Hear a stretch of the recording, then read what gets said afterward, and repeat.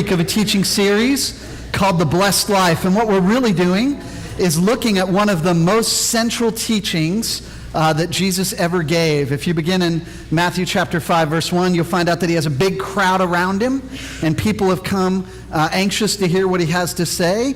And in that moment, I'm imagining that Jesus can say anything he wants. Right? He's got an interested crowd, and he can tell them any single thing he wants about God, or about humanity, or about life. And what he chooses to start with is this highlighted word, the word blessed. Now, we might want to differentiate between blessing and luck and fortune, but in Jesus' culture, this word meant happiness, or being considered fortunate. And so when Jesus has an opportunity, the thing that's foremost on his mind is to teach us how to live a life that God would consider blessed, how to live in a way that we would say, man, I am just incredibly fortunate. Now, we've said along the way that our culture has a similar speech they give us about what it will take for us to be happy, but their version of happiness looks much different from the one that Jesus wants to offer us. And so we've just been working through this. We've been reading through verses like, blessed are those who recognize they're spiritually helpless. The kingdom of heaven belongs to them. Blessed are those who mourn. They will be comforted. We said that happiness in Jesus' picture begins with our relationship with God, by acknowledging how much we need him, by coming to grips with the fact that we can't, but he can. That no matter how hard we try, how committed we are, how devoted we think we are, eventually we fall and fail and stumble and sin. And Jesus says, look, I already know that about you. So just let me do for you what you can't do for yourselves. Now, after talking about our relationship with God, Jesus shifts outward. And last Sunday we looked at these verses. Blessed are those who are gentle.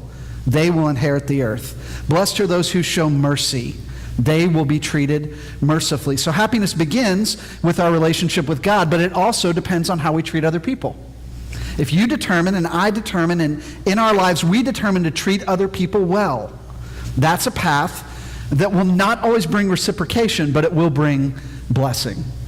Now, this week I was out on a walk. I walked this trail kind of back behind Greenbrier that connects over to Hamburg, and there was a man in the woods, this isn't a picture of the trail, but wandering around with a metal detector. And I found myself thinking, I wonder what he's looking for out in the woods back behind Greenbrier. And any of you ever messed with a metal detector? A couple of us. Ever find anything good? Right, I don't know. I don't know if you've heard of this. There's this technology called ground-penetrating radar. Metal detectors work right beneath the surface. Ground-penetrating radar, depending on how much money you spend, will let you see like 20 feet down to see what's really buried deep. So far, Jesus has talked to us about our relationship with God and each other. This morning, he's going to ask us to take a look inward, to look beneath the surface. And he's going to do it with these Beatitudes. Blessed are those who hunger and thirst for God's approval. They will be satisfied. Blessed are those whose thoughts are pure. They will see God. This morning, we want to kind of really sit with this idea that finding happiness is not only dependent on how we get along with God and each other, but we also have to pay attention to our inner lives. We have to pay attention to what it is we're really after, what we're desiring, and what we're dwelling upon. And so this morning, I want to just work through these two Beatitudes and talk about two areas which it's easy not to pay attention to because they're a little bit under the surface. Now let's start with this. Let's start with our appetites. Jesus says, look, if you want to be happy, you need to be hungry and thirsty for what God approves of, what puts a smile on his face, what he says is the best and right way to live. Now, I find myself thinking, finally something we get. I don't know about spiritual helplessness and meekness and mourning, but we all know what it's like to be hungry and thirsty, right? In fact, anybody hungry right now? Anybody having visions of what they're going to eat next? Maybe some crispy bacon, a couple of eggs. Maybe you're a French toast person, right? A little syrup on there. Me, you know what I'm going to say. It's probably biscuits and gravy. Or maybe you're thinking about lunch. Maybe you're imagining a big salad, like your favorite salad, or a burger.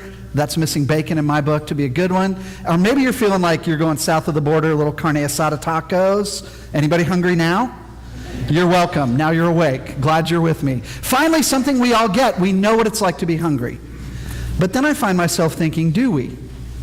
Do we really relate to intense, driving hunger and thirst?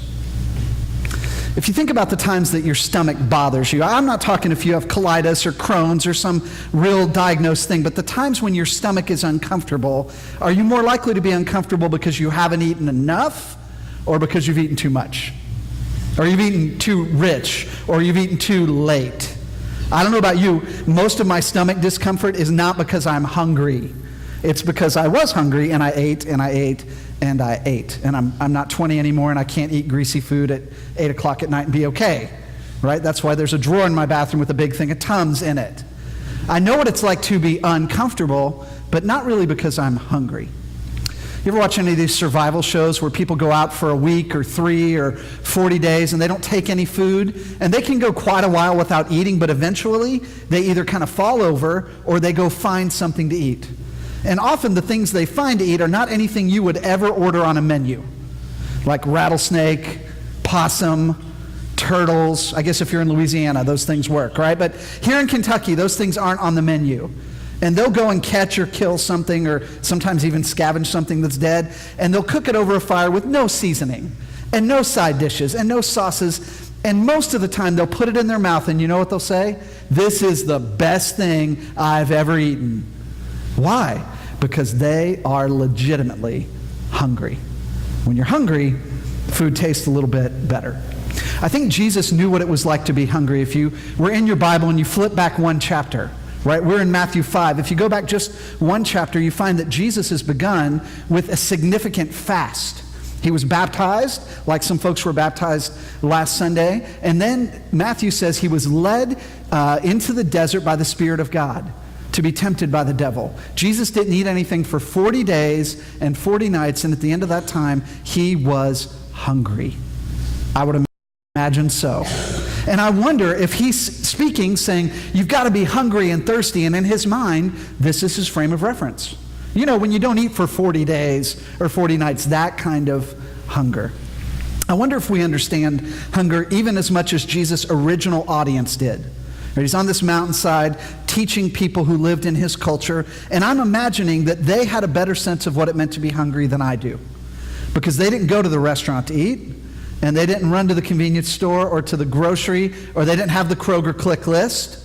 If they wanted food, they grew it or caught it or killed it. And if the weather wasn't cooperating, the harvest might not be as good as it might have been. Now, I know there's some of you who have lived that way, but most of us, we can pretty much get food whenever we want it, right? We live in the land of buffets and big gulps. I think that's 1,047-ounce big gulp or something like that.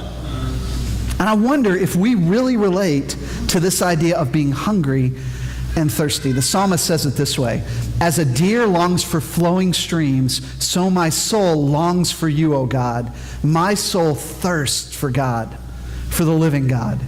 When may I come to see God's face?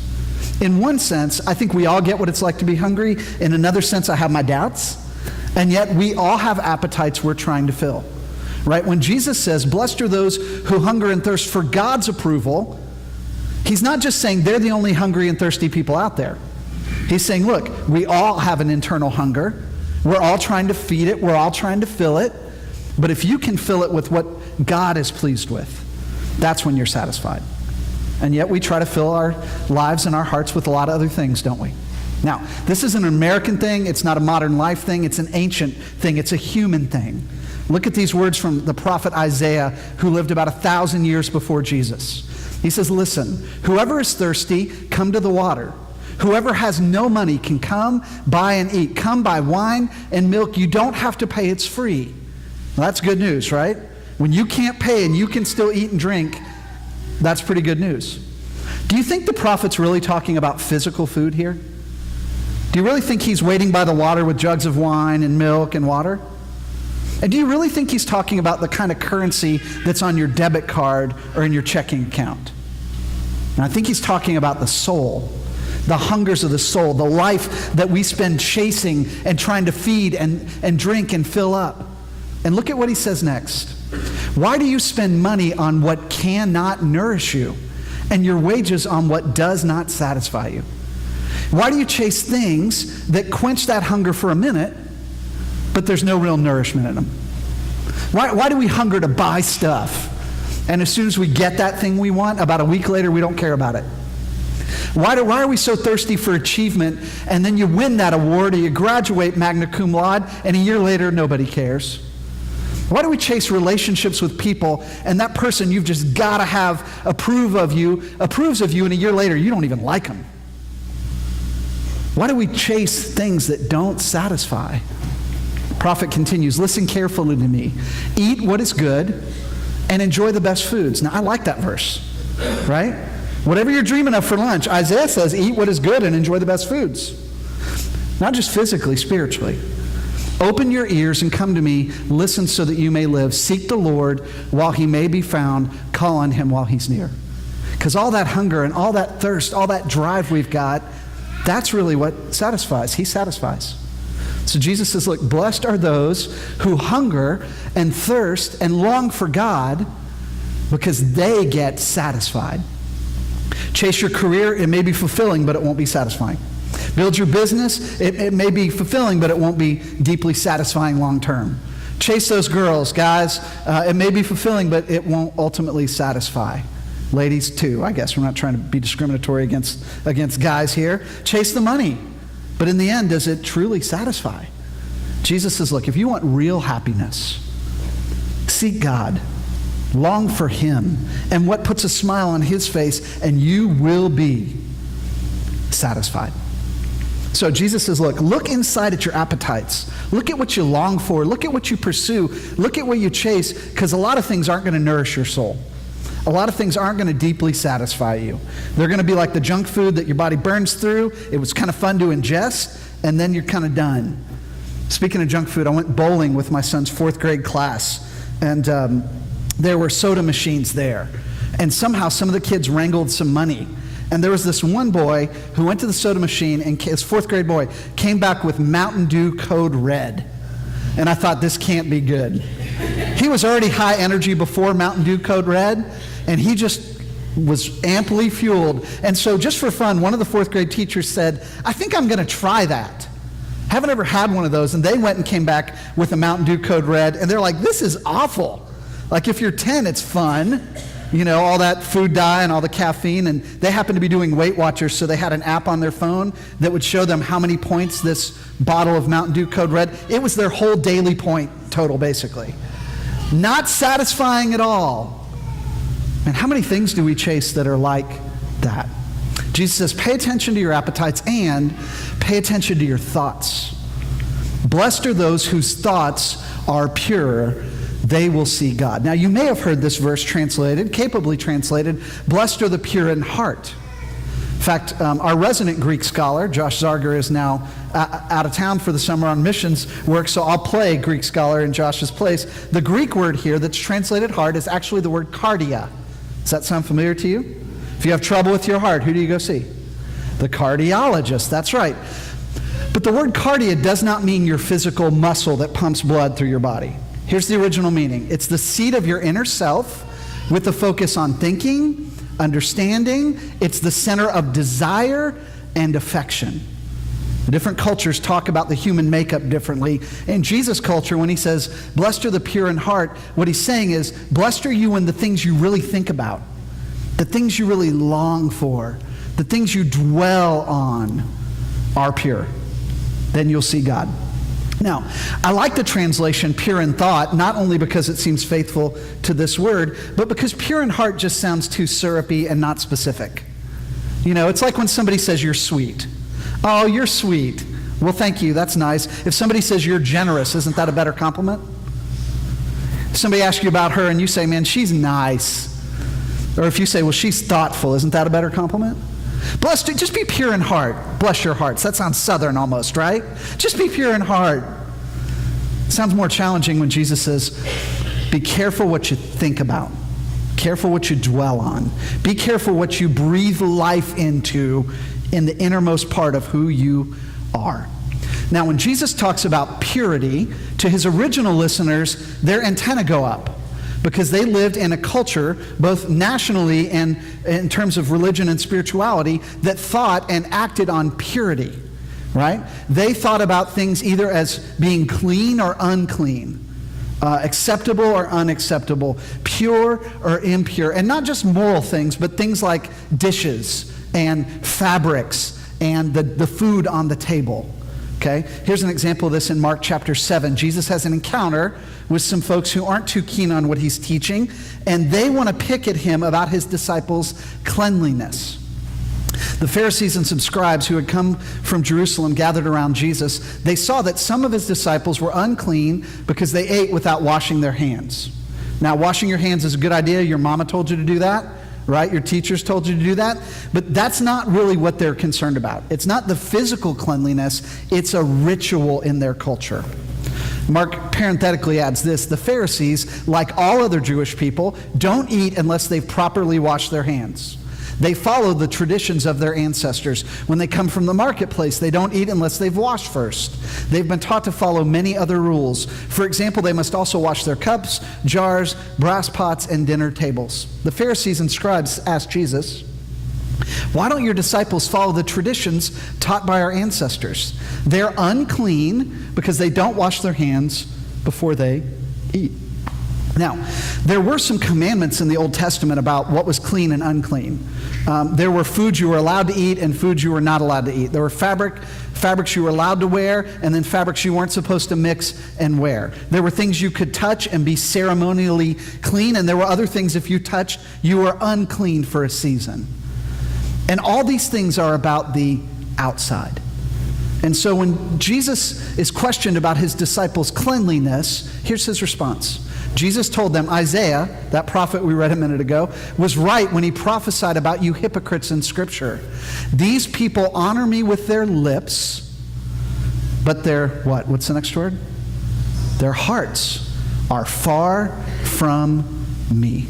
Man, they put a lot of time and a lot of attention into keeping the rules and doing the external stuff, but what's deep inside isn't anywhere close to what I'm looking for, Jesus might say. Now, that may not mean much to us. We're not Jewish, most of us. We haven't grown up in a Jewish culture. But you also do some cleaning from time to time, don't you?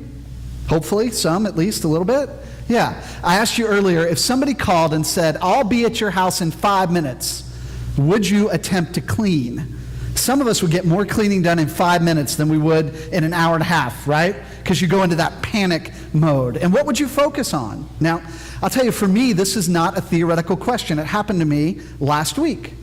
I had some friends who were having a birthday party, actually a double birthday party in the park right behind my house, and we were there celebrating. And it came time to have cake.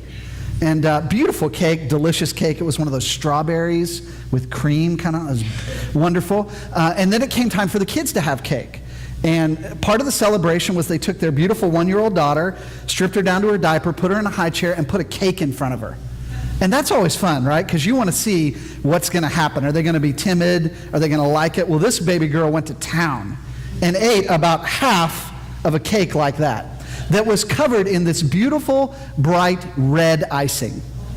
Right, you're ahead of me. So when she was done, she was kind of red. And then Mama picked her up, and Mama was kind of red. And my dear sweet wife said, oh, why don't you bring her to our house to clean her up? And in my head, alarm bells are going off because we haven't straightened up the house, right?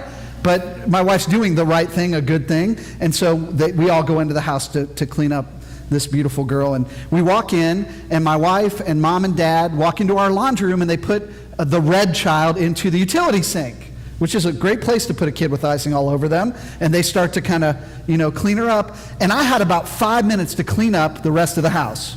Because to get into our laundry room, you have to go through our living room and our breakfast area and our kitchen. And I don't know what they noticed on the way in, but I was determined that it would look better when they came out. And so, if there were 4 stacks of mail, I pushed it into one. If there were dishes, I got them in the dishwasher. Quilts laying around, folded them up. Chairs straight and shoes in the correct pile, right? I'm just kind of in hurricane mode. And they probably didn't notice either way, going in or coming out. Now, have you ever heard any of the research on the actual dirtiest places in your home? Not cluttered, but germy, bacteria, virus, dirty spots on your home. If you're OCD, I apologize. I'm probably turning you loose to go home and work on this stuff without intending to. But let me show you the actual dirtiest places in your house from 10 to 1, top of the screen to the bottom of the screen. Dirtiest places in your house: cutting boards, stove knobs, kitchen counters, pet toys, faucet handles, coffee makers, pet bowls, toothbrush holder, kitchen sink, and the dish rag or sponge you wash your dishes with. Dirtiest thing in our homes. Now, here's the thing. My friends were over. I wanted to clean the house. I didn't touch any of these things. I wasn't like, gotta get the stove knobs. They're gonna be out soon. I gotta get the toothbrush holder. That's one of the, that's number 3 on the list. I didn't clean the sink out with bleach. I was worried about what they would see. And the actual really dangerous, dirty stuff, something completely and altogether different. I wonder if that's not a good picture for some of us, that our vision of faith is all about what people see and managing image, and yet there's deeper things we really ought to be paying attention to. If you go later in Mark 7, after Jesus is asked about his disciples and why they don't wash their hands and they don't pay attention to all the rules about the outside, he gives a response to the crowds. Mark 7:14. Then he called the crowd again and said to them, listen to me, all of you, and try to understand. Now, that sentence alone tells me that Jesus knows we don't always understand. But he's just looking for us to make an attempt, right? Listen and try to understand. Nothing that goes into a person from the outside can make him unclean. It's what comes out of a person that makes him unclean. Let the person who has ears listen. Right? We're having this conversation about washing hands and clean and unclean. And Jesus says it's not really about the outside. It's about what's in here. Now, fortunately for us, because I don't always understand, his disciples are around to ask him questions and ask follow-up, kind of questions. And they do here. Later in about verse 17, we're told that when he left the people and gone home, his disciples asked him about this illustration. Jesus said to them, don't you understand? No, we really don't, Jesus. We don't really fully get it. Don't you know that whatever goes into a person from the outside can't make him unclean? It doesn't go into his thoughts, but into his stomach and then into a toilet. Okay, he's talking about food. If you're not convinced or, if you're not in the loop on the biological process, this is how it goes. You take it in, it goes back out. By saying this powerful sentence, and it's almost a throwaway parenthetically, by saying this, Jesus declared all foods acceptable. Because Jesus had grown up in a culture where there were a list of foods you could eat and a list of foods you couldn't eat. But after this, we all can have bacon. And we say amen. And we all can have shrimp. If you're not allergic, and we say amen. And we can all have bacon-wrapped shrimp, which is one of my favorite television characters says is my number 1 favorite food wrapped around my number 3 favorite food. How do you lose, right? Jesus declares all food acceptable. He continued, it's what comes out of a person that makes him unclean. And then he's going to give us examples. Here are things that actually can come out of us. Evil thoughts, sexual sins, stealing, murder, adultery, greed, wickedness, cheating, shameless lust, envy, cursing, arrogance, and foolishness come from within a person. All these evils come from within a person and make him unclean. And on that list, there's some things we would say, man, those are big things like murder and adultery. And then there's some little things that aren't really so little, like arrogance and envy and greed. Now, those things can come into our minds. In fact, I would say, even though the Bible says all temptation is kind of the same, all people experience temptation, I would say in our culture, we have more access to temptation than they did in Jesus' day. You can get on your phone or on your computer and dial up temptation that people in Jesus' day never would have been able to visually see.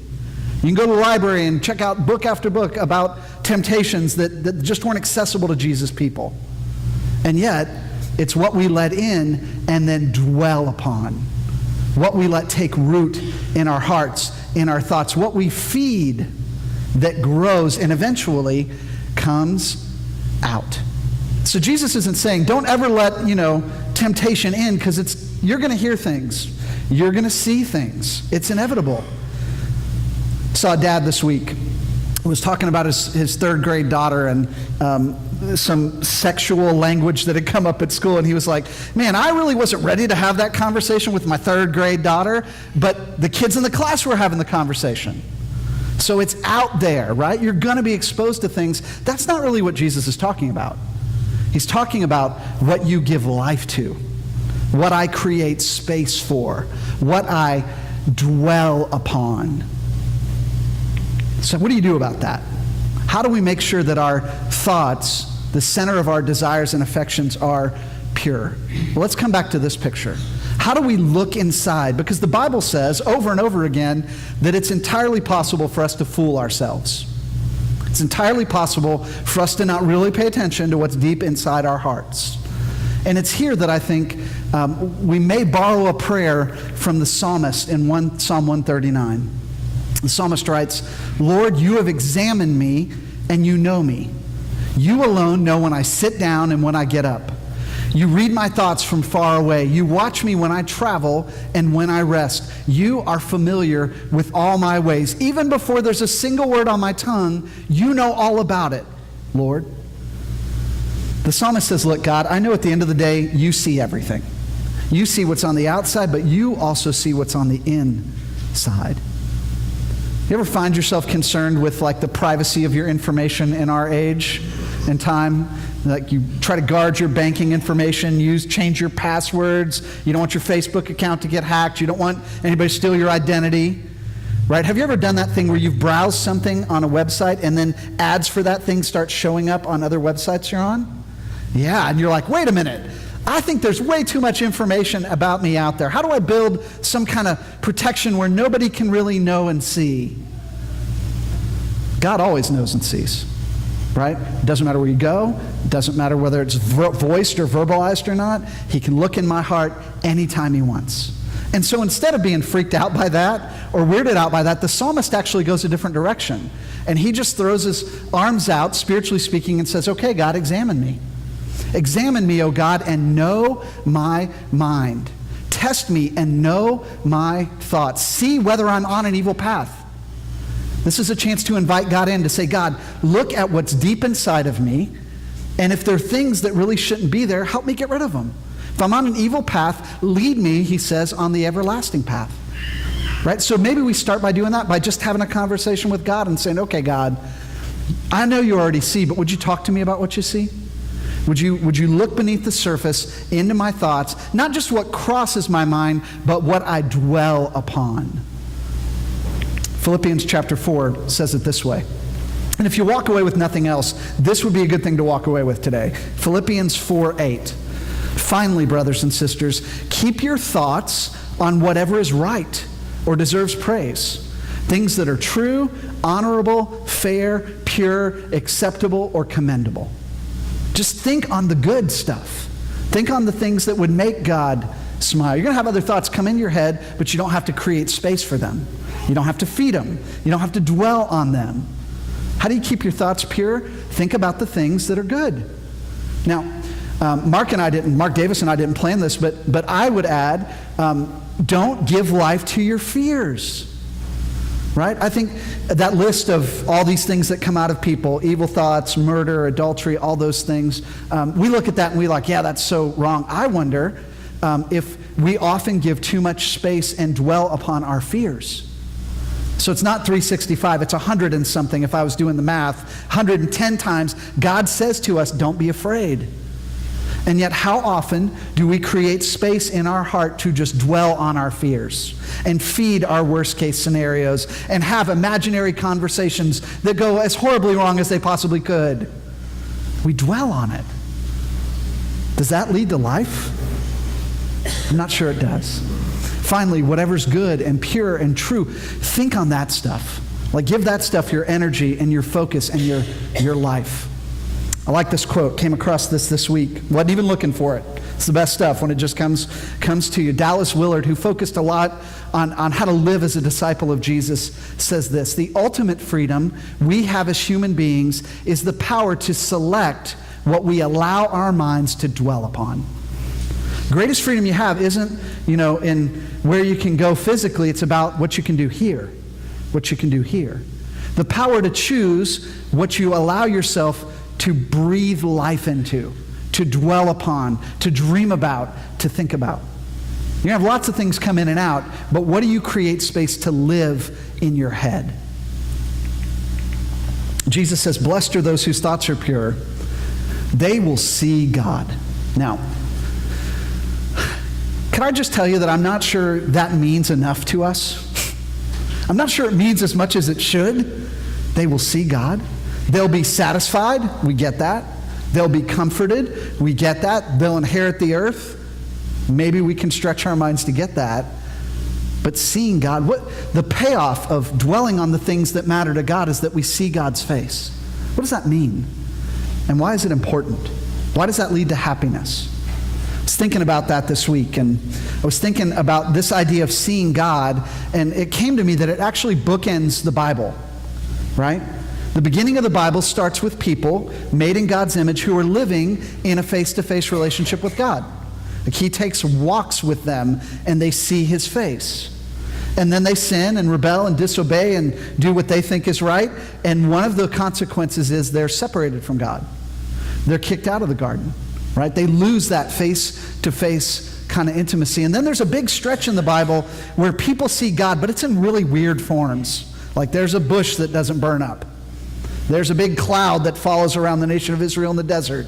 There's a big pillar of fire at night. There's a fire on top of a mountain. There's this kind of strange glory, Shekinah cloud that comes down when Moses is talking to God, but it's no longer the face of God. In fact, in the Old Testament, Moses, who is as close to God as anybody, says, God, I just want to see your face. And God says, Moses, if you do that, you'll die. It's just too much for you. Right? You're just impure and unclean, and if I really showed you who I was, all the little atoms and molecules in your body would kind of come apart. You'd just be undone.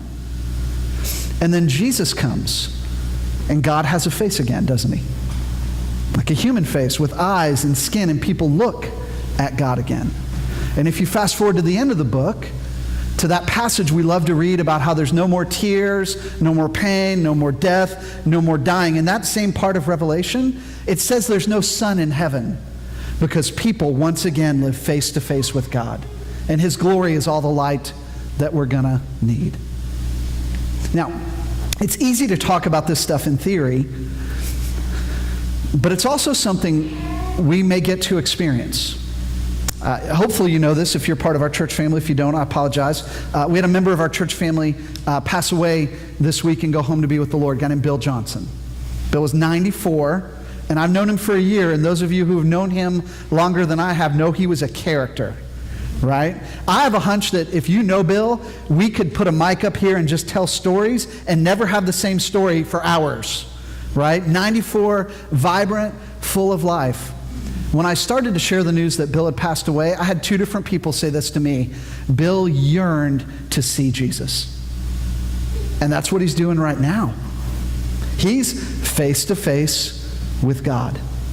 And so, you may be sitting in the balcony in 17 and thinking, yeah, that's a long way off for me. Or you may be sitting down here and thinking, I'm 40, standing up here, I'm 47. That's a long way off for me.